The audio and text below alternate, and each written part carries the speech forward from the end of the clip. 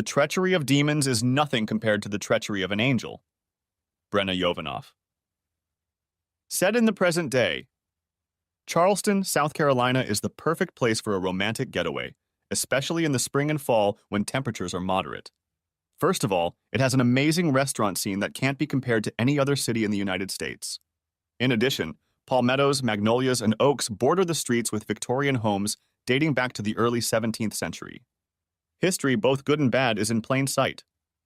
Nearby Kiowa Island and Foley Beach make for long walks on the sand as the gentle surf continuously laps the shore. East Bay Street and Murray Boulevard offer great views of the bay. King Street shopping, the downtown market, and the courtyard of the College of Charleston beckon. It's a whole world where visitors get lost in Southern charm. Recently, Ellie Benton immersed herself in Charleston's romantic atmosphere. She grilled a dinner of freshly caught ambergris with just picked radishes and basil, along with southern grits and homemade fresh cookies from a recipe her grandmother passed down to her. Her bacon-wrapped water chestnuts appetizer was almost ready. To top it off, she served a wonderful bottle of 2010 Sauternes Sauvignon Blanc from Dichem of Bordeaux, France, to accompany this dish. For dessert, she had fresh strawberries and cream, which she intended to enjoy in bed with her man after a romantic walk on the beach near the back door of the rented cottage. It was September, the Friday before her 10th wedding anniversary. She knew that her husband Will was organizing an amazing Caribbean cruise trip for them the following week. It was supposed to be a surprise, but she found out about it from his best friend and business partner Corey Parker.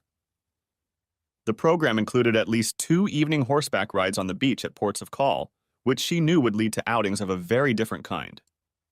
The backstory: Will and Corey met in their sophomore year at Duke University, where they were both studying business.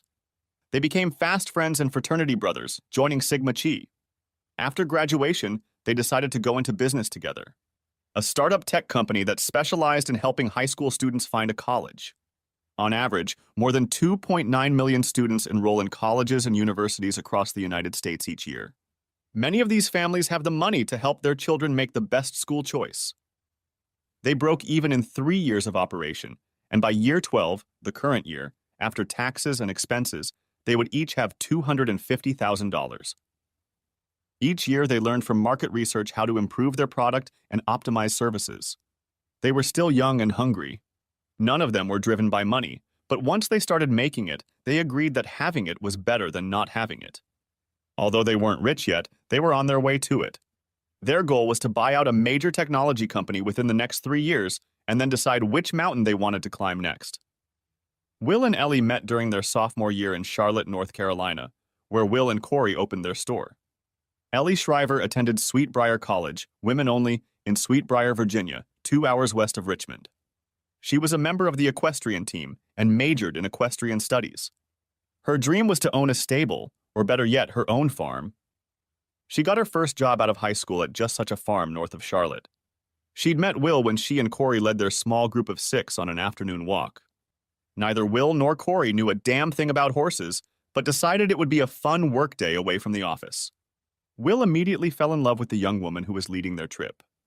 Ellie wasn't dating anyone else and thought Will was cute, friendly, and well-mannered. He managed to get her phone number from one of her coworkers, and he agonizingly waited 3 days before texting her. She was not surprised to hear from him.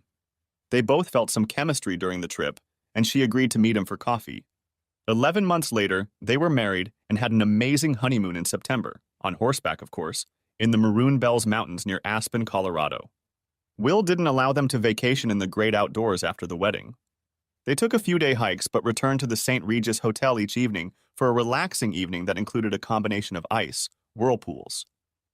Corey, on the other hand, was a bit of a womanizer. He wasn't a boor, but he wasn't ready to be someone's Prince Charming just yet. Ellie had set him up with a couple of girlfriends, but after he was done with each of them within a month or two, she decided it would be wise to keep her friends away from him. She didn't dislike Corey, they were friendly, but she didn't like his dating methods, which she considered immature. She expected him to grow out of this pattern of behavior, but he never seemed interested in doing so. Like Will, he was a very handsome guy. 5'5", tall, dark hair, and deep brown eyes, Corey exercised regularly and was in great physical shape. Unlike Will, who was only slightly shorter in stature with blonde hair and blue eyes, Corey enjoyed hunting. He bedded most of the women he dated, but seemed to lose interest after the first conquest. Ellie regularly chided him for this. "Corey, you can't just entertain them and then move on," she exclaimed once when he was particularly annoyed. "Of course I can, Elle," he replied with a look of mock offense. "I never promise love or relationships, and they're all adults. Besides, if I ever meet one like you, I might be tempted to settle down." Turning to Will, he added, "Right, brother?" "Leave me out of it," his friend wisely replied, correctly realizing the look on his wife's face. "I may be ugly, but I'm not a fool." He was neither. He was just trying to avoid a disagreement with his loving wife.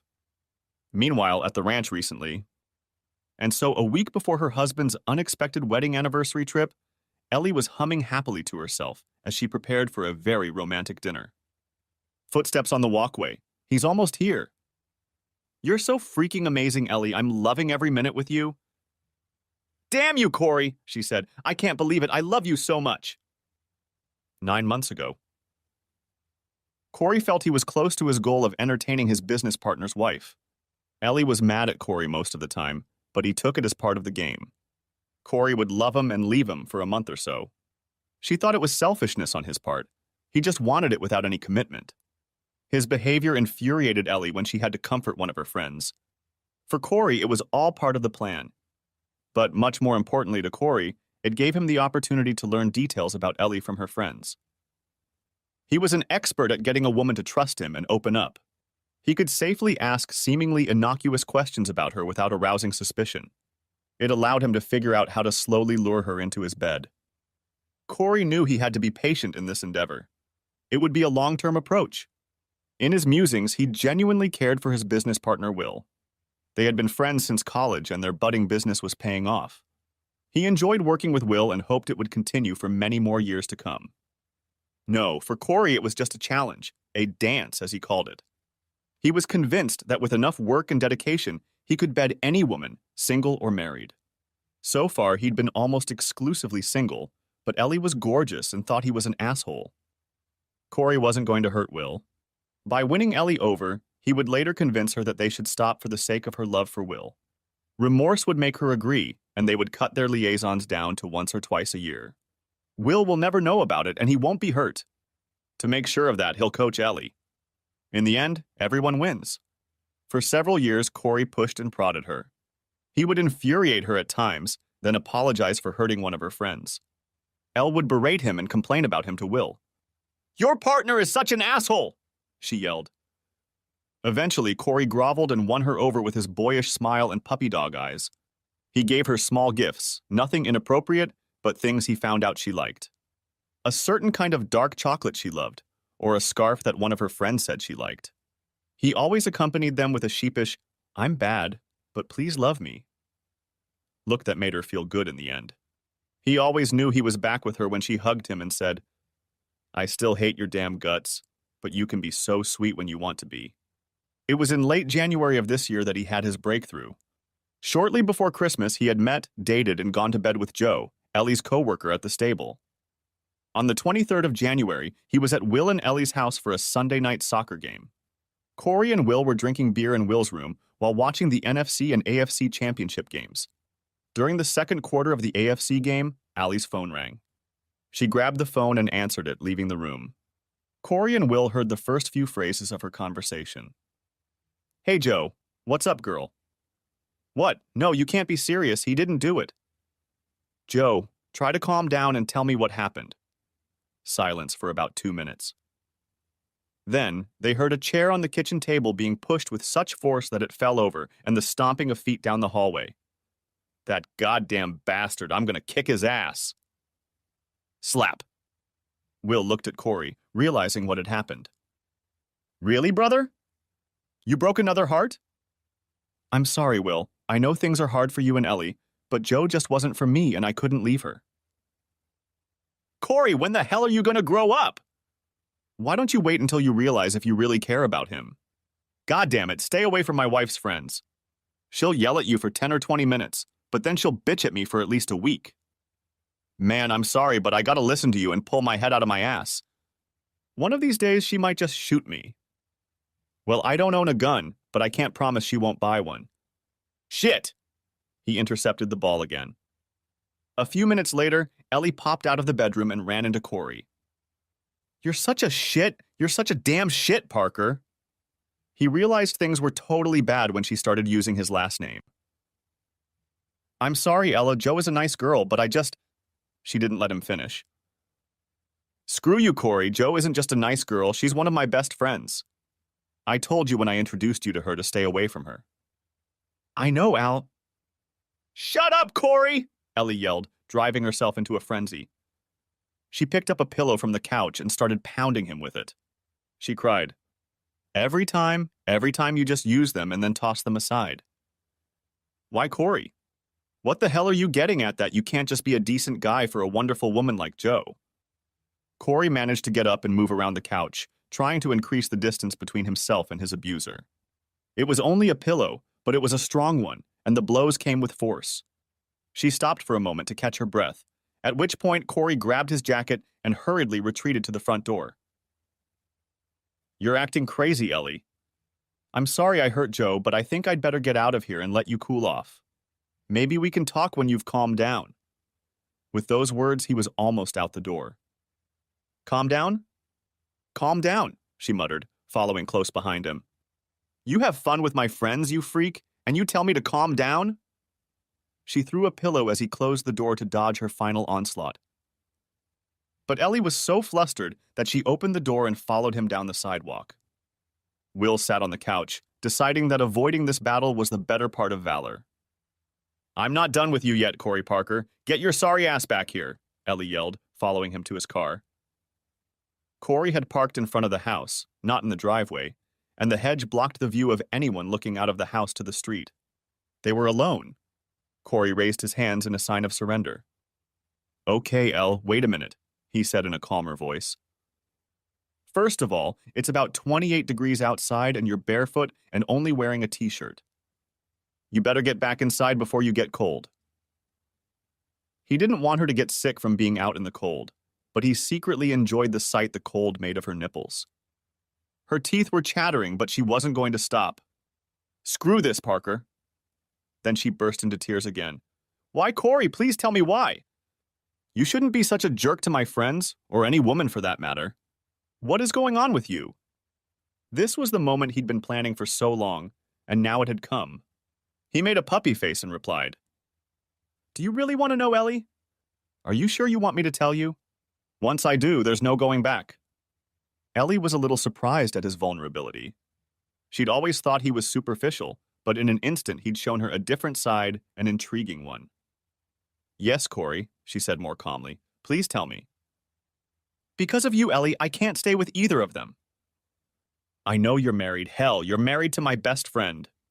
But every time I'm with another woman, all I see is your face. Your face is the only face I want to see. I'm sorry, Ellie, but I'm crazy about you and all I want is to be with you. But Corey, we can't. I mean, I'm flattered and all. And deep down I care about you, but I can't. We can't. There's a fine line between anger and passion. She didn't realize it at the time, but Corey was going to cross that line, and she willingly agreed. He didn't let her finish her thoughts. He kissed her. He knew the moment of truth had arrived. She would either punch him in the face and go inside, and the dance would be lost, or she would respond. Oh shit, what have I done? Ellie said in a barely audible whisper. Corey, please. I can't do this, not here and not now. What she didn't say was even more telling. She didn't say never. Corey realized he had gone as far as he could go at this point. Ellie, I'm not going to say I'm sorry, I'm not. I don't want to hurt Will, but you're an amazing woman. I have to go now, but promise me that at the end of this week we can get together and talk things out. We'll just talk at the coffee shop. Nothing more, I promise. I don't know, Corey, maybe, she whispered. Go inside, Ellie. It's so cold in here, and Will be out in 10 seconds if you don't come back. He then got into the car, and she hid in the house, brushing her hair and adjusting her t-shirt, trying not to give any indication of herself. When she entered the house, Will was standing by the table with a nervous expression on his face. I'm sorry, Ella. I know he can be such a jerk. Maybe I should think about getting out of the business and doing something else. Something that won't involve Corey. My husband is so loving and kind, she thought to herself. No, baby, I'm just upset. I'm going to take a hot bath and have a glass of wine. Let me relax for a while and then come upstairs and give me a hug, please. Will was loving, kind, and completely oblivious to the fact that his world had just changed drastically for the worse. He had always trusted her. He had never had any reason to doubt her love or devotion to him. Sure, baby, just relax and take it easy. Tell me when you're ready and I'll come up. Ellie took a long bath. Corey came home, took a hot shower, and collapsed on the bed. She then called for her unknown cuckold to come upstairs and comfort her. 2 days later, at 10:30 a.m., Corey and Allie sat across from each other at a local coffee shop. In the morning, Allie told Will that she was going to talk to Corey more calmly, but very directly. She needs to clear the air, she told her husband. She hadn't decided what she was going to do yet. It was all confusing, but she knew she had to tell Will. If he happened to find out that they were getting together without him, he would regard it with mild suspicion. Corey, this can't be happening, Ellie began. He could tell she wasn't convinced. Allie, I'm never going to force you to do anything, but I sensed your reaction Sunday night. I know, Corey, something clicked in me and I was pulled there. But I love Will and I can't. I don't want to hurt him with lies and cheating. You have to understand that. I don't intend to hurt my friend Ellie, but that's not the same as deciding not to be with you. This could be our secret. You know me, I'm not the marrying kind. No matter how great you are, I'm not going to try to steal you away from him. I don't think I could, even if I wanted to. But don't you want to enjoy this moment together? Don't you want to let yourself go and use our lust for the amazing pleasure it can bring? But Will, we can have it and make sure Will doesn't find out anything. We both know it won't last. A strong flame goes out the fastest. A few scattered months, maybe a year, and it'll be over. But then we'll have lifelong memories of an impressive bond with an amazing man. He felt her coming to her senses. I know it would be amazing, Corey, but how can we be sure it won't blow up and ruin my marriage to the man I want to spend the rest of my life with? People get caught because they are stupid and careless. Since we are neither, I'm sure we can make sure no one gets hurt. No, I don't think so, was all she said, briskly getting up and walking out of the cafe. Walking to her car, she was determined, it's not going to happen.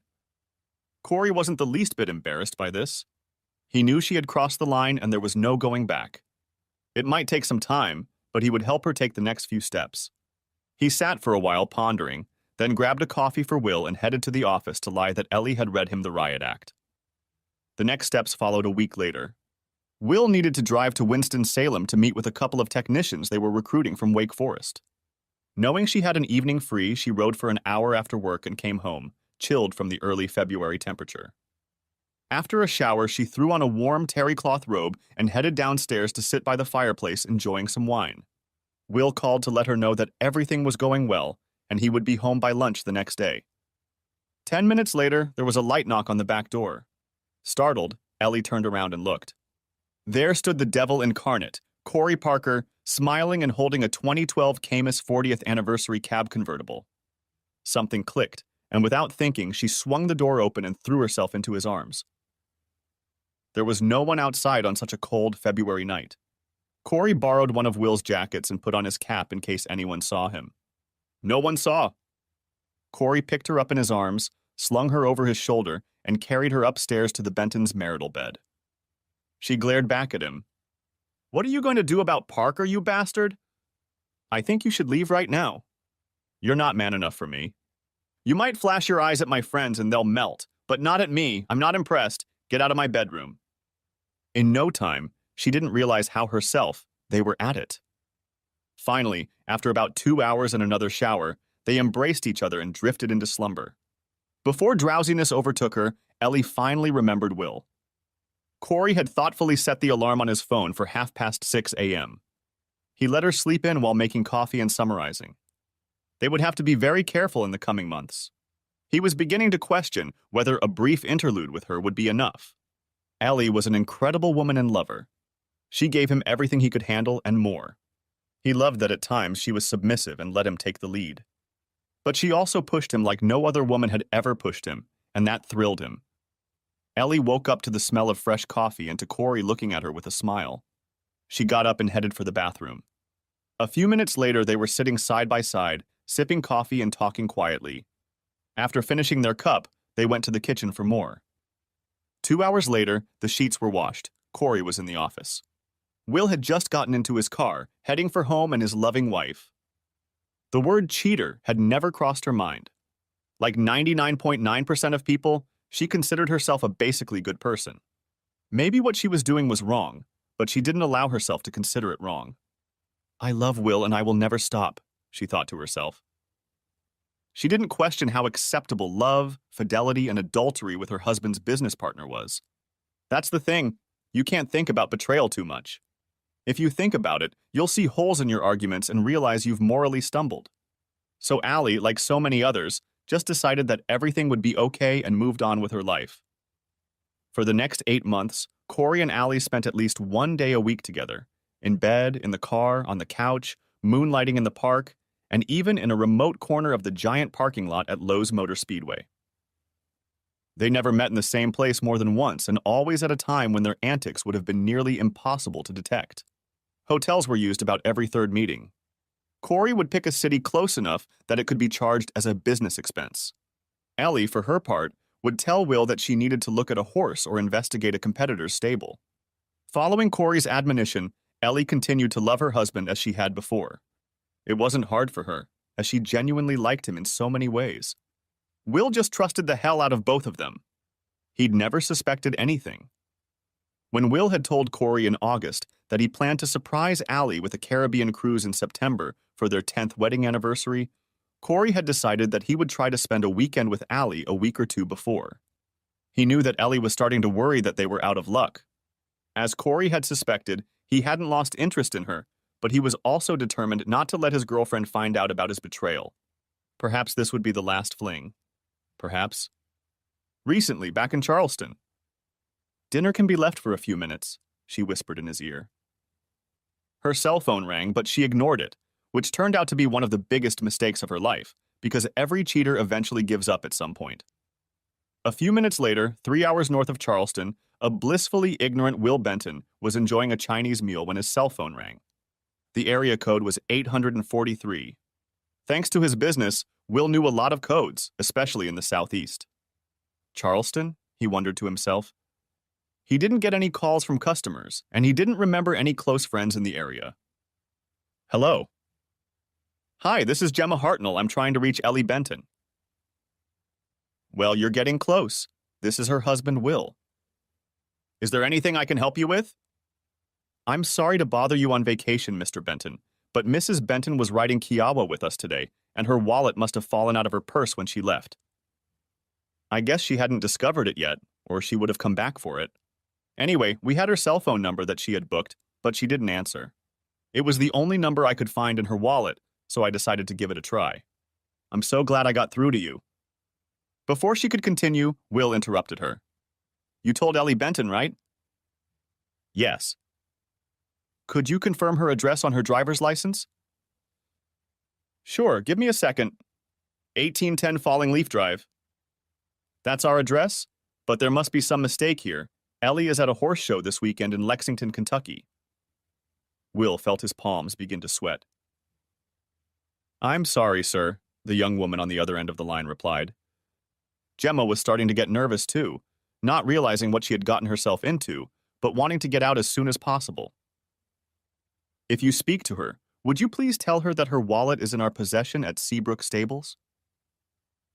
Yes, sorry, Will stammered, trying to make sense of the call. I'll be sure to tell her. I think she's coming by to pick him up tonight or tomorrow. Hanging up the phone, Will walked over to his laptop and opened it to the itinerary Ellie had given him. She had left early in the morning and was due home Sunday night. At the top of the page, he read, Champagne Races, Lexington, Kentucky, the 10th of September 12th. It was a weekend, and from the looks of it, Ellie wasn't there. What was she doing in Charleston or on Kiowa Island? He pondered aloud, not addressing anyone in particular. Why did she lie to me about it? There must be some reasonable explanation. Will was a clever and methodical fellow. He sat down and forced himself to run through every possible scenario. First, she could plan a surprise for the two of them later in the fall, but it could all be done with a laptop. Second, She couldn't set something up for their anniversary since he'd explicitly hinted he was planning a surprise. Third, would there really be a show in Charleston this weekend too? Had she just changed her plans at the last minute and not told him because she didn't want him to think she was flighty? He quickly looked through the schedule on the Charleston Visitors website, looking for anything even remotely horse-related. Nothing. Fourth, something with the sorority sisters she didn't want to tell him about? But why? He wouldn't care if she had a girls' weekend away. None of these or several other ideas made sense. Then he wrote down the last one he didn't want to consider, but he had no choice. First, was she having an affair? A lump immediately rose in his throat and a knot in his stomach. There didn't seem to be any other reasonable explanation. He felt like he'd married the most amazing woman in the world. A beautiful woman, intelligent and gifted, a woman he planned to spend his entire life with, a faithful woman. What should he do? He needed to think and make sense of the situation, but he also needed to pull himself together. He needed to calm down, so he turned to the only name he thought could help him. Corey. He started to press speed dial button #2, but stopped suddenly. Oh shit, he thought, starting to put together the pieces he desperately hoped wouldn't match.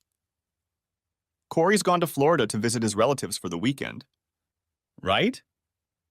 He flipped through his list until he settled on Marty Parker and dialed the call sign on his cell phone. Will, to what do I owe this honor? I hope you and my son are still fighting in peace. Hey Marty, I'm trying to reach Corey. His phone goes to voicemail, he lied. But he told me he's visiting you and Vera this weekend. Nothing urgent, just a quick question. Is he around? I think you're wrong, Will, Marty replied. Corey told me he'll be in Hilton Head this weekend with a couple of frat buddies. Do you want me to try to get in touch with him? Will tried to keep his cool. Don't worry, Marty, I probably have the whole weekend scheduled. I left him a message, I'm sure he'll call me back. Love, Faith, he barely had time to say before he hung up. This can't be happening, Will tried desperately to reason. Not his best friend and not his wife. Please let it not be true. He sat like that for about an hour, trying to breathe normally and think logically. What should he do? Jump on an airplane, try to find them and face them? That was crazy. There was no way he could know where they were staying if they were together. Ignore it until Sunday night and demand an explanation when Ellie got home? That wouldn't work, because if she was lying, she'd cover her tracks and keep lying. He was sure she'd probably have the bill from the hotel in Lexington to prove it. Ellie wasn't stupid. An hour later, he was no closer to figuring it out, so he typed North Carolina divorce laws into Google. North Carolina was a no-fault divorce state, and they had no children, so the alimony issue fell away. However, alimony is a different issue. Would she want half of his 50% stake in the company? If so, she and Corey would own the majority and they could force him out. Was that really her plan? And what about a fault-based divorce? In Chapter 51:6, where the reasons for divorce are bolded, there were 2 words. Adultery. But she had a huge burden of proof, and if she cheated on him with Corey, all he would have was a phone call from a stable employee. Only one thing was clear to him. If Ellie and Corey were having an affair, he was finished. He could refuse the money. He didn't care that much about it anyway. He was a gifted guy and had helped build a very successful company. He could get a well-paying technical job at any firm, or perhaps hang his own. Will also knew he couldn't play detective for the next few months. He also couldn't pretend to be a loving husband during that time, while some private investigator would be doing the digging. It was late Friday night when he finally gave up and decided that the law of diminishing returns was in effect. He was running in circles. He took 3 Tylenol PM pills, set his alarm for 8 a.m. and went to bed. 30 minutes and many tears later, the medication started to take effect. It was past midnight in Charleston when Corey and Ellie sat on the porch after an amazing dinner, a moonlit walk on the beach. When they returned from their walk, Ellie had drawn a bath in a deep antique clawfoot tub and told her lover to wait patiently for her on the double bed. An hour later, they were sitting on the porch talking quietly. What are we doing, Corey?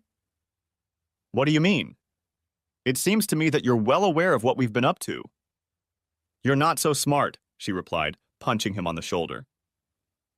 Why are we doing this? We've been together for over 8 months. You have more girls than you want, and I have a husband I love. The last word stuck in her throat. She felt that she did love her husband deeply, but how could she say it with an honest face, given where she was and what she was doing? Corey knew better than to tease her about her love for Will. Truth be told, he felt a twinge of guilt when she said his name. He'd known him almost 7 years longer than he'd known her. They spent 8 to 10 hours each day in each other's office, planning, revising, tweaking, creating, and developing. Corey had no siblings, so Will was the closest sibling to him. I don't know, Ellie. I just can't take my thoughts and hands off of you. I love Will too, but you're memorable to me. Maybe you just can't get over the fact that Will has something you don't. Maybe? We have this weekend and Will and I are going on a cruise on Tuesday. He can never ever suspect us. But I want to live with Will as my husband and hopefully soon the father of my children. I hope you're not saying this weekend is our last outing together? I'm not sure, but no, I don't think I'm saying that.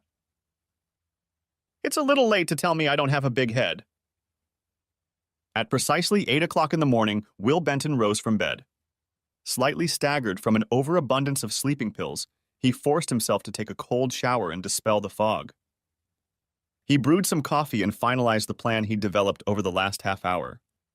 5 minutes later, he was already dialing the phone number of Sterling's after-hours private investigation service out of Charleston, California.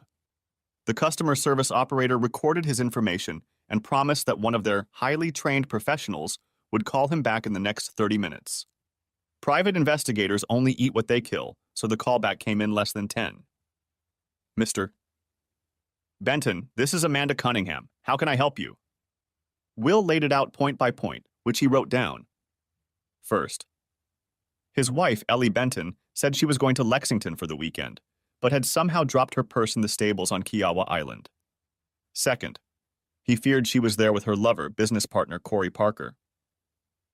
Third, if they were there, he had no idea where they were staying, but assumed a private home or cottage, perhaps in a remote location to maintain secrecy. Fourth, they would likely be there until tomorrow afternoon, so time was running out. He needed information and fast. Fifth, he needed hard evidence either way, including photos, videos, audio recordings, etc. Sixth, cost didn't matter. Amanda chuckled quietly upon hearing the last remark. Don't worry, Mr. Benton. Once we receive your 50% deposit, our team will find them, if they are here, and see what they are up to. We don't just call ourselves highly trained professionals to try to attract business. Our small firm of 5 has over 3 decades of experience in surveillance, spycraft, and covert operations. I'll have their location within the hour. They chatted for another 15 minutes as Will wanted to know a little more before shelling out the $6,000 down payment. Her answers were accurate and convincing. Will took her account information and made a wire transfer. They agreed that she would call him no later than noon with an update. About that time, Ellie busied herself listening to her voicemail left the night before. She also realized that she had forgotten to call Will to see how he was doing. She did so from the Mustang while Corey was driving her back to Kiowa to get her wallet. Her call went to voicemail, and she left Will a very loving and very dishonest message about horses and a miserable breakfast at the North Lexington Courtyard Marriott Hotel. She sincerely assured him that she would enjoy everything he had planned for the following week in honor of their 10th anniversary. When they arrived in Seabrook, she ran into the office and pulled out her wallet. Gemma wasn't working that morning and so didn't recognize Will's call. They decided to go shopping on King Street and have a lunch of shrimp and grits at slightly north of Broad. Snob for locals. While Will gave Amanda and her team time to work, he contacted Ed Simmons, a longtime friend of his father's and a prominent attorney. Ed was getting ready to play at the Cedarwood Golf and Country Club when he got the call. He decided to answer it. After a 5-minute conversation, he apologized to his playing partners, gave his caddy the lightest tip of $100, and headed straight for the house at 1810 Falling Leaf Drive. Ed and Will spent 90 minutes reviewing the initial information to determine Will's best course of action once the information came back. Ed correctly surmised that Will's wife was cheating with someone, possibly Corey. At 11:57, Will's cell phone rang. On the other end was Amanda. She summarized what they had learned so far. First, Ellie was definitely in town and had ridden at Seabrook yesterday. She had been there earlier in the morning with a man in a red Mustang convertible who had reached for her wallet. The man fit the description of Mr. Corey Parker. Second, Mr. Parker rented the car from National Car Rental and listed as his local address a single cottage on the far north end of Folly Island, somewhat separated from the other houses and quite secluded. Third, the couple then spent 2 hours shopping downtown on King Street. 10 minutes ago, they had been sitting in the Snob restaurant ordering lunch. She was sure it was shrimp and grits, but she wasn't sure. Fourth, while they were gone, the cottage had surveillance equipment and recording devices set up. "How the hell did you find all this out so quickly?" exclaimed Will. Before Amanda could respond, Ed stepped into the conversation. "Miss Cunningham, this is Ed Simmons, Mr. Benton's attorney." "Mrs. Cunningham, but call me Amanda, Mr. Simmons." "My apologies, Amanda, call me Ed." "Unfortunately, you and I will be speaking several times in the coming weeks, so I would like to ask you to follow some protocols to help my client deal with this unfortunate set of circumstances. Do you mind if I record this conversation?" "Yes, of course." "Before I do, would you mind transferring my client's down payment?" "I have the account information, and I've already sent you the deposit. My firm is now officially taking over your services on behalf of my client. All invoices should be sent to me at the email address I will give you." "Yes, I understand. One of my assistants is reviewing that page now, and we will reimburse Mr. Benton immediately." "Great, thank you. Now here's what I need you and your team to do. For the next 30 minutes, Will listened with rapt attention as these two highly trained professionals laid out the plan of attack. He was amazed at the way they interacted. Amanda listened attentively and only entered the conversation when she thought she had an idea on how best to carry out what Ed had in mind. Ed, for his part, was willing to listen to other ideas and accepted several of her suggestions. "Thank you, Amanda," Ed said finally. "I'll let you get back to work, as you have a lot to do and very little time to do it." "Understood," Amanda replied, disconnecting. "Will, I need to know your goal. Do you want to pursue reconciliation or divorce? I wouldn't want to put you on such a tight deadline. Normally, I always advise a client to take time and think things through, but I'm not sure you can afford that luxury right now. It's okay if the plan changes along the way, but I need to know what direction to take next." Will didn't like rash behavior, but that didn't seem to make sense. "I loved her with all my heart and believed she would return that love to me. She betrayed me in our marriage. My partner did the same thing to me in our business. This is not a crazy drunken moment at a company holiday party. This is willful infidelity, and I can't get over it. This may not be the first time they've been together. Since she intentionally broke her vows and my partner is just as callously abusing our partnership, I want them both out of my life as soon as possible. Nothing I can or will come up with can encourage me to stay married to her or continue to do business with him. If it costs me every penny, so be it, but I want them out of my life, and I want them to feel the pain I feel today." As he spoke, tears appeared in his eyes. Ed reached across the table and put his arm around his shoulders in reassurance. "Okay, Will, if we hear from Amanda and the team what we think, here's what you're going to do." By Sunday afternoon, Ellie was very concerned. She had called Will 5 times. 3 times on Saturday and twice on Sunday morning. All she got in response was a polite but curt text reply. "Busy with crisis, talk to you Sunday night. Enjoy Lexington." She showed the message to Corey and asked him to call Will to find out what was going on. She assumed it was a business problem, but in the back of her mind she wondered, he can't know, can he? "How can I call him, Ellie?" asked Corey. "He hasn't contacted me to let me know about any problems in the office. If I call, what do I say?" "Hi, Will. Ellie and I are in Charleston, but she thinks we're having problems at work, so she asked me to contact you." "Damn, you're right. I'm not thinking straight," his lover replied. "It must be work. There's no way he could have guessed that." "You told him you're visiting your folks this weekend, so maybe he just doesn't want to interrupt that." "Yeah, I guess he does," Corey replied, not really convinced. After showering before heading to the airport, they tried to make love, but Corey realized that Ellis's attention was focused on Charlotte and didn't push it. 3 minutes after they pulled away from the cottage, an AT&T van pulled up. 2 workers entered the house to disassemble and reassemble their equipment.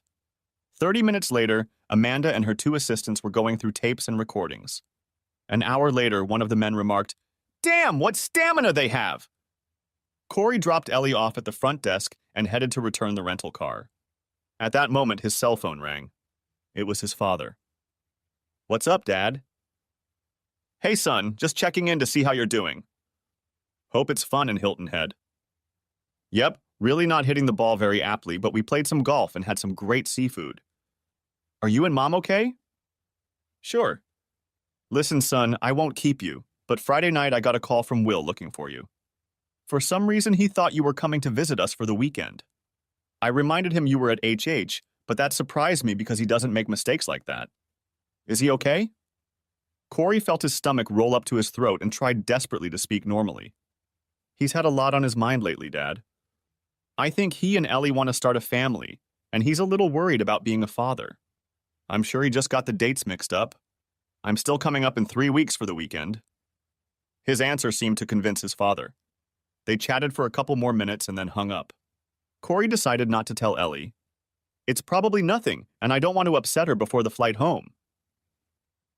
They flew separately to back up, and their flights were on time. Since Ellie only had carry-on luggage, she went straight to her car in the long-term parking lot and drove home. She was still worked up, but after calming down, she regained her composure as she drove 25 minutes from the airport. Traffic was heavy on Sunday night, so she made it on time. She couldn't wait to see Will and make sure her charade wasn't solved. She would be a tired wife from the long weekend, but so happy to see her husband. She would shower and jump on his bones. As it turned out, she didn't have to pretend, nor did she get a chance to jump on his bones.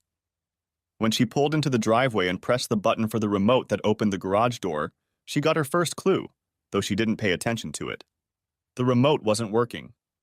"Damn dead battery," she thought. Then she noticed that the house was dark. Only the porch light was on. She headed toward the front door with her roller bag. As she approached, she saw an envelope taped to the front door with her name printed on it. She slipped it under her arm and inserted the key into the lock. She tried several times to open the door, but the key wouldn't work. A shiver began to hit her. She let go of the bag and sat down in one of the Adirondack chairs on the front porch. She tore open the note and burst into tears a moment later. "Mrs. Benton. In this note, I inform you that your husband, Will Benton, has engaged my services as an attorney. It has come to my client's attention that you are having an adulterous and illicit affair with his business partner, Corey Parker. It has come to his attention that you have not been in Lexington, Kentucky, but have been in Charleston, South Carolina, with your lover, the aforementioned Mr. Parker, for the past several days." And so on. First, through my office, Mr. Benton will provide evidence that he knows of your treachery toward him and your marriage to Mr. Parker. Second, Mr. Benton has changed the locks on his residence and asks that you find another place to live as soon as possible. As you will recall, the mortgage is in his name only, so you have no legal right to enter the house without his permission. Third, also please do not attempt to contact my client. He will be contacting you through my office within the next week for an initial separation and divorce conversation. Fourth, Mr. Benton will give you a fair opportunity to enter the home under appropriate supervision and retrieve your personal belongings as early as tomorrow morning. Again, I ask that you contact me, not Mr. Benton, to make these arrangements. Fifth, I recommend that you contact an attorney regarding this matter. When you do, please provide them with my name and contact information. Sixth, Mr. Benton has assured me that there are sufficient funds in your joint account to cover any immediate expenses, such as living expenses, should you need it. Please use your Bank of America debit card as all joint credit cards have been paid off and canceled. He asked me to tell you that it may be in your best financial interest to ask Mr. Parker if you can stay with him. Sincerely, Edward M. Simmons, Attorney at Law, Simmons, Simmons, and Wyckoff. It took Ellie a few minutes to gather her thoughts. She began trying to contact Will on the phone, either ignoring or forgetting the instructions she had just read. 5 minutes later, she received a message from Ed Simmons. Mrs. Benton, I must insist that you respect my client's wishes not to attempt to contact him directly. Ellie sat up and stared at the message on the screen. Across town, Corey Parker's keys worked in his apartment, but he was also the recipient of a note from Simmons, Simmons, and Wyckoff. To Mr. Corey Parker. From Edward Simmons, Attorney at Law, Simmons, Simmons, and Wyckoff. It has come to the attention of my client, your business partner, Mr. William J. Benton, that you engaged in an illicit relationship with his wife, resulting in her being found guilty. In addition, during the initial financial audit conducted by Randolph Michaels, CPA, CFI, MAF, it came to my client's attention that company funds had been fraudulently used to fund at least 8 affairs between you and Mrs. Eleanor Benton. To avoid both criminal and civil prosecution, my client, Mr. Benton, would like to discuss terminating the partnership and purchasing your 50% interest in the company. You should contact a lawyer and financial advisor regarding this matter. Please do not attempt to contact my client directly. Please direct all desired communications to me at eds@ssw.com. Any violation of this requirement will be considered a breach of the terms set forth in paragraph 3 above and will result in immediate legal and civil action against you. Corey Parker began to curse himself. Damn, how many times have I taken Ellie out of the game and attributed it to client business entertainment? Then he realized that he had already electronically sent about $1,000 from this past weekend to their accountant for reimbursement. He knew Will rarely scrutinized expenses line by line, and Diane's accountant had no reason to suspect him of fraud. The annual independent audit had been completed 2 weeks ago, and they had found no discrepancies. He figured that since it was such a small amount of money involved, no one would notice. The total amount couldn't have been more than a few $1,000s, but there was definitely a pattern that a son of a bitch like Michaels could have detected. Screw me. He spent the rest of the night sipping bourbon and trying to figure out how to start circling his proverbial wagons. He was more successful with the bourbon than figuring out how to proceed. Ellie called and texted him over a dozen times during the evening. He ignored them all. Damn, bitch, I got enough problems of my own. Deal with your shit and leave me alone, he thought. How quickly the shaky foundation of a relationship built on lust crumbles. Ellie sat on the porch of her house, or former porch depending on how one perceived the results, numb with shock. Somehow her husband knew far more than she trusted him to know. Her lover, she now used that term loosely, ignored her calls and texts. I guess I know where I stand with him, that bastard. If Ellie had thought about it for once, she would have realized that Corey might be good at business and a good friend at all times, but he would never risk himself for her. I betrayed a guy who's willing to die for me for an asshole who doesn't care about me. The tears flowed again. Meanwhile, in the guest house by the heated pool at Ed Simmons' residence, Will and Ed were putting the finishing touches on the house, contemplating the next steps. Looking around, Will realized he had hired the right person. Without a doubt, Ed Simmons, an attorney, was a master of his craft. He had enlisted another senior partner, 2 junior partners, and a paralegal on Sunday night to attend the war council. The thought crossed Will's mind, this is going to cost me a lot of money. However, this revelation made him smile. Especially for that rogue bitch. Ed assured Will that both Ellie and Corey would be recovering and hiring lawyers by tomorrow. He knew that the first few salvos would be either denial, which would be easily handled by the small mountain of evidence they had already obtained, or attempts to lower the price to limit the damage and save their reputations. He advised Will to go about his usual business and be patient. I doubt I'll have anything for you until the middle of the week, so go to work, keep your head down, don't talk to strangers. And no matter what, never take candy from anyone who drives around in questionable vans. Simmons laughed heartily at his own joke, put his arm around Will's shoulders and said, Don't worry, son. You're in the loving arms of Simmons, and Wyckoff? Will wasn't sure if he could go home or not. He was afraid Ellie would stubbornly sit on the porch and wait for him in ambush. Things aren't what they seem. It didn't mean anything, just sex. Please, baby, I'm sure we can work this out. I only love you. Ed was 2 steps ahead of him. He spoke on his cell phone for a moment, then turned to his new favorite customer and grinned. One of my guys just walked by and suggested she leave the premises as she was trespassing. She tried to be indignant. I'm waiting for my husband at my house. Then he started laughing.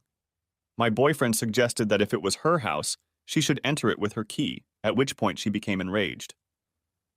He pretended to call the police to report a potentially violent intruder, while speaking loud enough for her to hear him. She left quickly. Will smiled, but Ed noticed the smile was sad. Stupid bitch, he thought.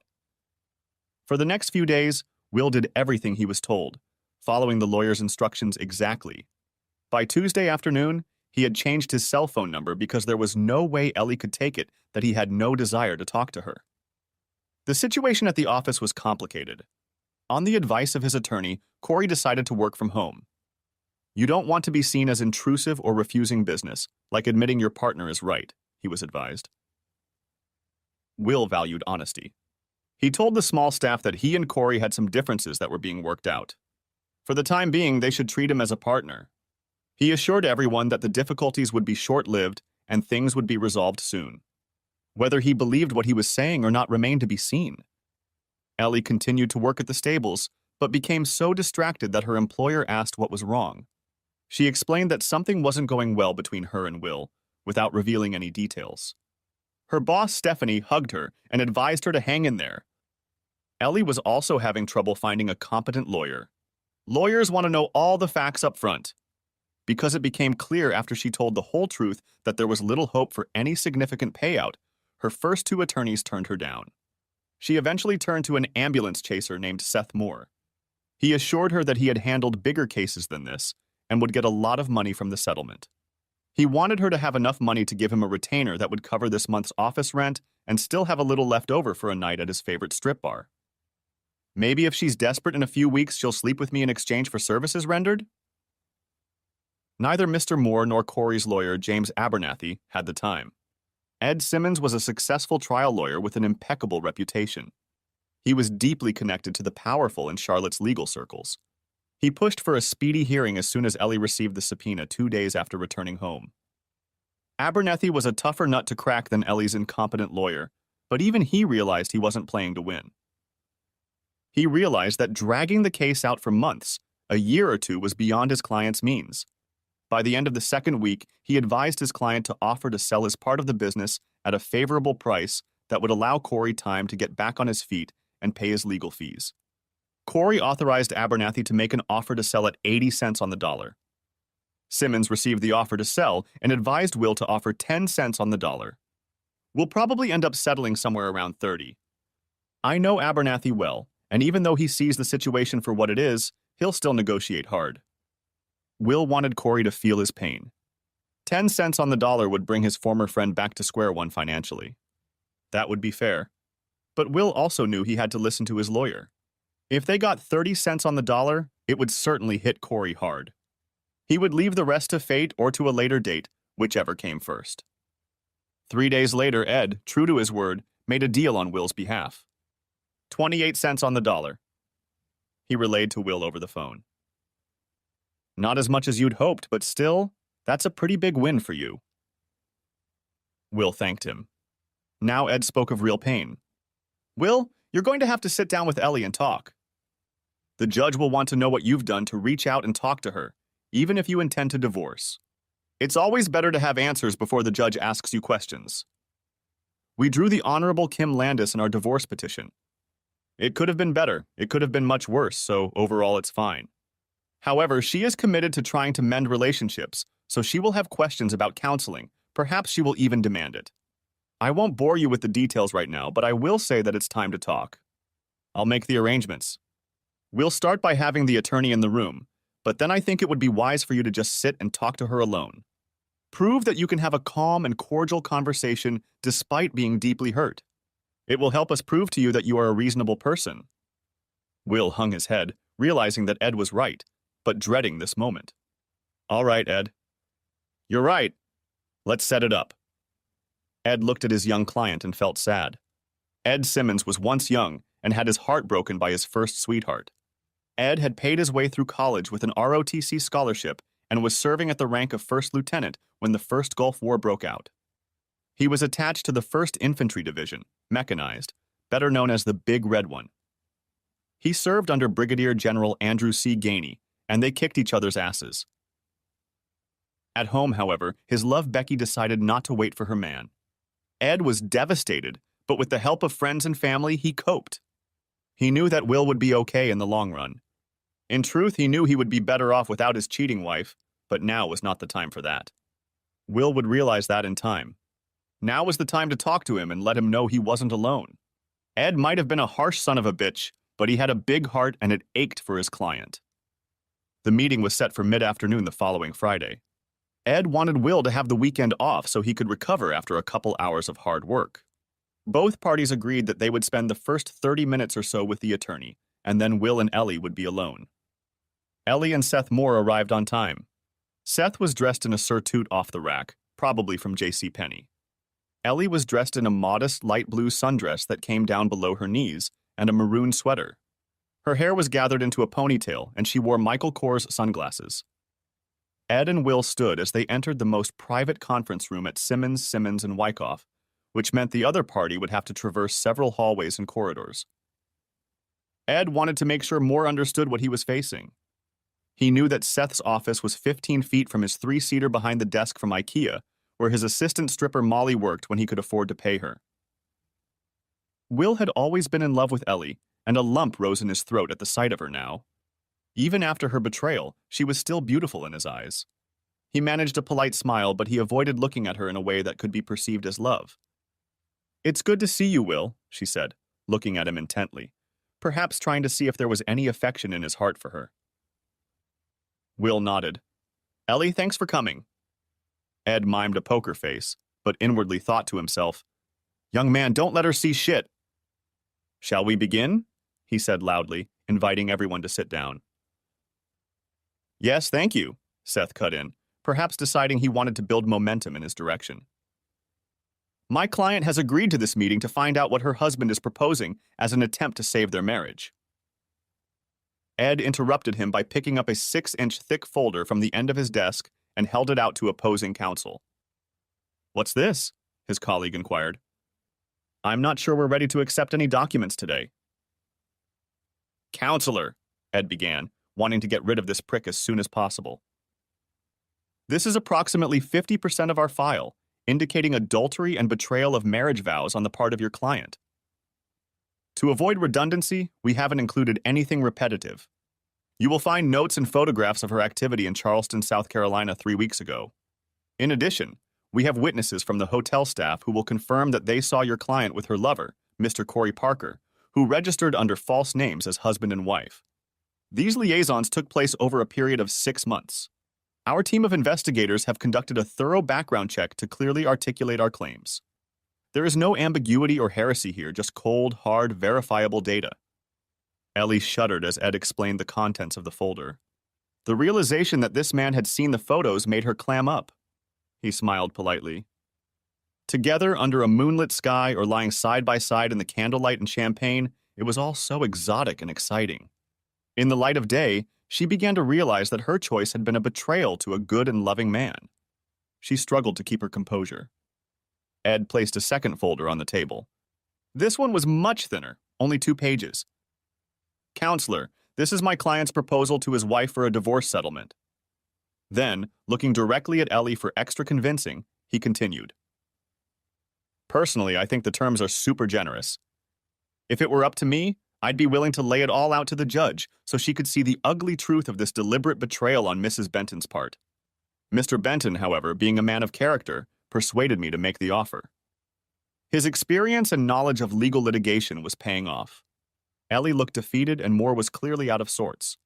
Ed knew they wouldn't come to an agreement today. The first hearing was still 2 weeks away, and there was always correspondence before appearing before the judge. Will's offer was harsh, given the circumstances, but more than fair, given that his wife had betrayed his love and trust. First, Will offered a lump sum of $75,000 in exchange for Ellie agreeing to become sole owner of the company from now and forever. She must agree to give up any futures claims. Second, she and Will split the proceeds from the sale of the house between them. It won't be too much since they've only lived in it for 5 years. Maybe $10,000 each. Third, Ellie would keep the car, but would have to start making payments on her own starting 1 month after the divorce. Fourth, Ellie could take any furniture in the house except the marital bed and an antique rocking chair set given by Will's grandmother when they married. Will intended to burn the bed in the backyard before leaving the house, which he eventually did. Fifth, Ellie will keep all of the jewelry Will bought for her, except for her engagement and wedding rings. These must be returned no later than the day of the divorce judgment. Sixth, Ellie must agree that the grounds for divorce are her adultery. There was an explanation on the page that laid out the agreement in more detail, but the main points were simple and straightforward. My client and I will take this under advisement and get back to you with our counteroffer by early next week. Miller replied, trying to sound as if his client held the moral high ground. I can tell you, however, that Mrs. Benton will not accept her husband's demand that her rings be returned to her. Stillman inwardly turned purple at the insolence of this chump, but, as usual, showed nothing on his face. When he spoke, however, he leaned across the table. Seth, you and I know that your client repeatedly and willfully broke her marriage vows with Corey Parker. She did so knowing full well that her actions could destroy my client's emotional well-being, as well as her ability to continue in business with her partner. That is why they orchestrated a grand cover-up to keep my client in the dark. Her behavior was cruel and heartless.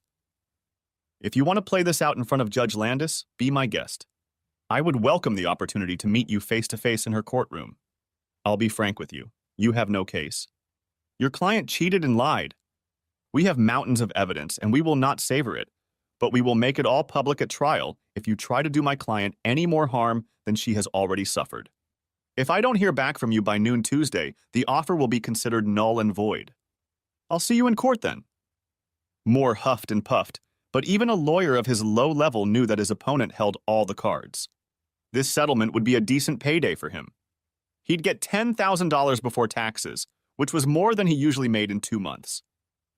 If there's nothing else, Stillman said, getting up and buttoning his jacket, I suppose we should give the Bentons a few minutes for a private conversation. Moore stood up and extended his hand to Ed. We'll be in touch, was all he said. Ed shook his hand and then quickly headed to the men's room to wash his own. Will and Ellie were left alone. Ed advised his client to never speak first. As the injured party, he should insist by his silence that his ex-wife speak first. After the door closed behind the departing attorneys, there was an awkward silence for a moment. Will looked at Ellie. Ellie stared at the floor. Finally, she spoke. I have no excuses, Will. If I could take it all back, I would. My behavior has caused you great harm, and I will carry it with me for the rest of my life. To say I'm sorry or that it meant nothing would only be more disrespectful, but I want you to know how crushed I am when I think about how horribly I treated you. Believe what you want, Ellie, it doesn't matter to me, was all Will replied. She continued, Is there any hope for us, Will? Do you think with maybe some help, maybe counseling, we can get through this? I don't want a divorce. I never have. I'll do anything you ask, I just want us to be together. Will was trying hard not to explode. She'd had her cake and now she wanted to eat it. And it was all on him. Ellie, if the court orders counseling, I'll go. There was a flicker of hope in his wife's lying eyes. But know this, I don't have the slightest desire to be with you again. I have loved you. I gave you my heart, mind, and soul. And you repaid me by entertaining my former best friend.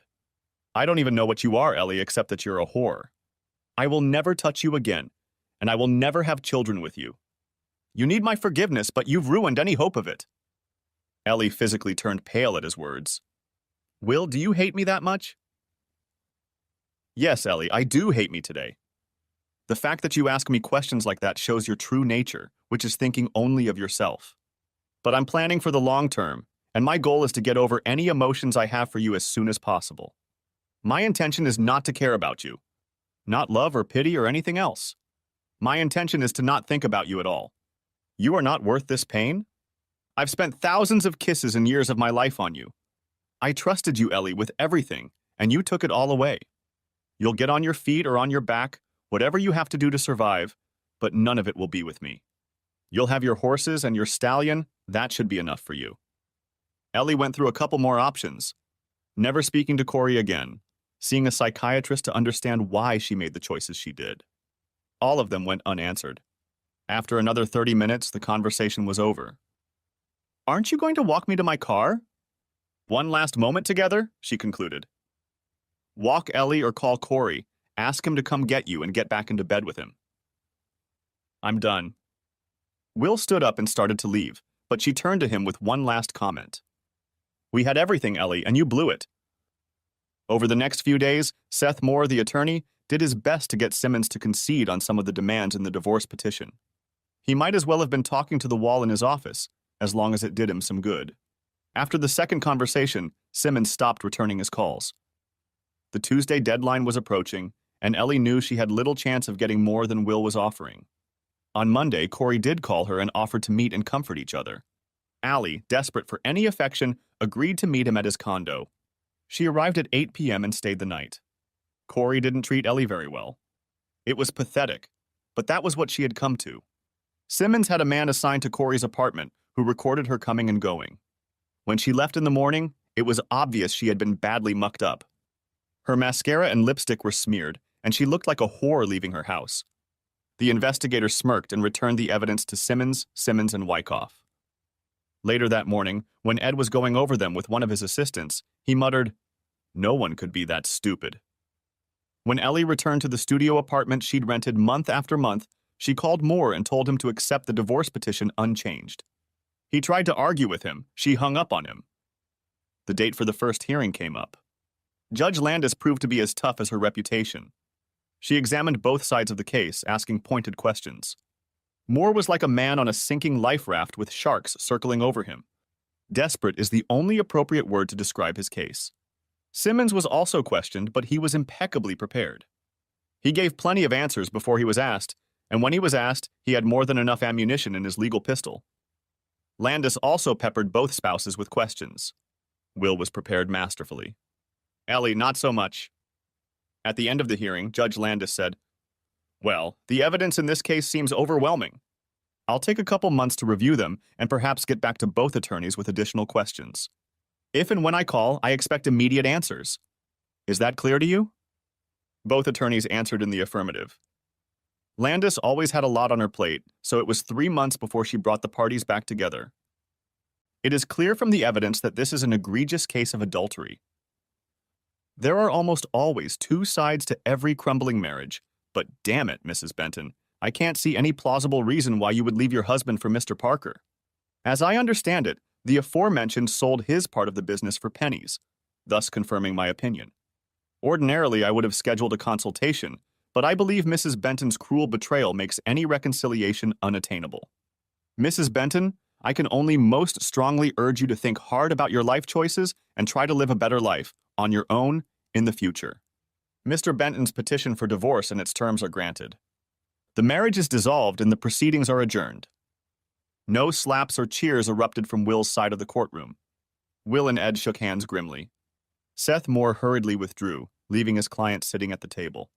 Ellie rose and left the courtroom all alone. Will began a new life alone, suffering but knowing he was not alone. 5 months after the divorce agreement was finalized, Corey was leaving his apartment when he slipped and fell down 3 flights of stairs. He spent 3 weeks in the hospital. At the time of the accident, his blood alcohol level was 0.15, almost twice the legal limit. He did not remember anything about the accident. His insurance ran out while he was looking for a new job. Hospital bills had eaten up all of his savings. Will learned of the fall while driving through Smoky Mountain National Park. He smiled, thinking, nothing could have happened to a nicer guy. Police investigated and discovered that earlier that evening he had been entertaining his girlfriend, Miss Ellie Shriver. From the obvious traces, detectives discovered that they were lovers, and Corey was getting a little something on the side. Ellie was found guilty of aggravated assault and sentenced to 3 years in prison. It was not a pleasant experience. To this day, Corey walks with a severe limp. He works at a local junior college as a tech support worker. Thanks for watching. I hope you enjoyed it, so subscribe to my channel and watch the next video.